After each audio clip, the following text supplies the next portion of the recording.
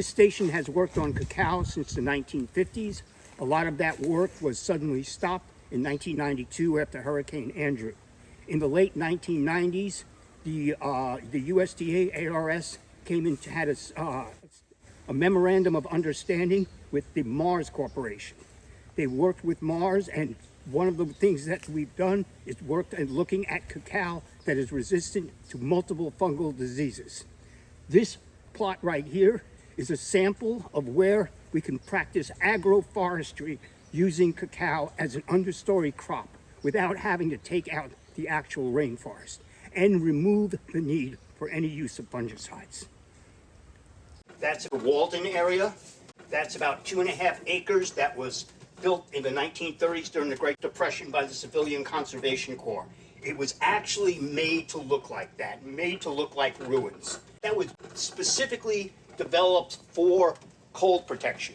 So that's why the cacao program or the cacao work is mostly done in those rooms, because it stays about 5 or 6 degrees warmer than anywhere outside, especially during times when we might experience a freeze, which doesn't happen very often, but it does happen occasionally, I should say rarely.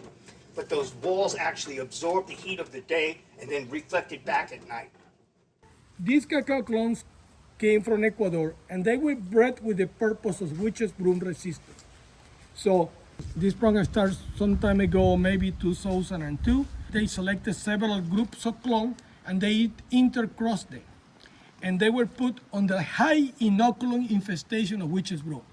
From there, they were screened, and the resistant seedlings were then cloned and tested for between, I believe, 5 and 3 years.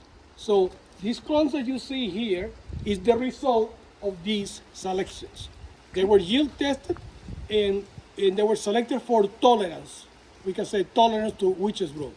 So what we did was we got between 2011 and 2012, we got 48 clones that were coming through quarantine, and when they passed the quarantine, they were sent to Puerto Rico and Hawaii. What I did was I select the highest yielding based on the Ecuadorian data. So I'm crossing, for example, this is accession, this is 632, and this one is 484.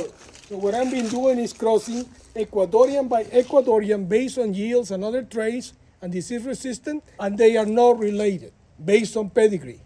We are testing these clones, at least 8 of them, to make sure which one are the best, the most productive in the Puerto Rico conditions.